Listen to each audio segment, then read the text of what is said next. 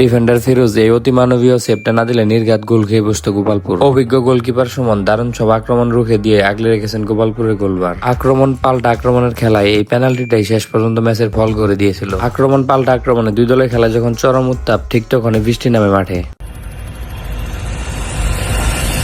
গতকাল চলে গিয়েছিলাম গোপালপুরের স্বনামধন্য শিক্ষা প্রতিষ্ঠান সুতি বিএম স্কুল মাঠে। উদ্দেশ্য DC gold cup football tournament 2026 উদ্বোধনী ম্যাচ উপভোগ করা। আর এই ম্যাচে অংশগ্রহণ করেছিল গোপালপুর উপজেলা ফুটবল দল এবং ধনবাড়ী উপজেলা ফুটবল দল। দুই উপজেলার ফুটবল লড়াই উপভোগ করতে দর্শকদের জন্য আগ্রহের কোনো কমতি ছিল না। খেলোয়াড়রা শেষ মুহূর্তের প্রস্তুতি সারছিলেন। ম্যাচ শুরু হতে তখনও বেশ খানিকটা সময়ের ব্যাপার, অথচ সুতি বিএম মাঠ তখনই দর্শকে পরিপূর্ণ হয়ে গেছিল। এসব দৃশ্যই প্রমাণ করে যে গ্রাম বাংলায় ফুটবল ঠিক কতটা জনপ্রিয়। যাই হোক, অবশেষে আসে মাহেন্দ্রক্ষণ। দুই দলের খেলোয়াড়রা নির্ধারিত জার্সি পরিধান করে মাঠে প্রবেশ করে। এরপর আমন্ত্রিত অতিথিবৃন্দ খেলোয়াড়দের উদ্দেশ্যে দিক নির্দেশনামূলক কিছু কথা বলে টুর্নামেন্টের উদ্বোধন ঘোষণা করেন। এরপর কিক অফের জাস্ট আগ মুহূর্তে চলে দুই দলের অফিসিয়াল ফটোশুট। তারপর কিক অফের মাধ্যমে শুরু হয়ে যায় DC gold cup football tournament 2026। শুরু হয়ে যায় আক্রমণ পাল্টা আক্রমণের খেলা। শুরুতে আক্রমণ ওঠে গোপালপুর একাদশ। ঠিক তখন এই ডি বক্সের মধ্যে বল পেয়ে যায় বাংলাদেশ জাতীয় ফুটবল দলের সাবেক ফুটবলার গোপালপুরের কৃতি সন্তান রবিউল। বক্সের মধ্যে বল পেয়ে তিনি নেন চোখ ধাঁধানো এক বাইসাইকেল কিক, যেটি নিশ্চিতভাবে সকল দর্শকের চোখে লেগে থাকবে। ম্যাচের শুরুতে রবিউলের এমন শটই বলে দেয় যে গোপালপুর কালকে আক্রমণাত্মক ফুটবল খেলার জন্য নেমেছিল।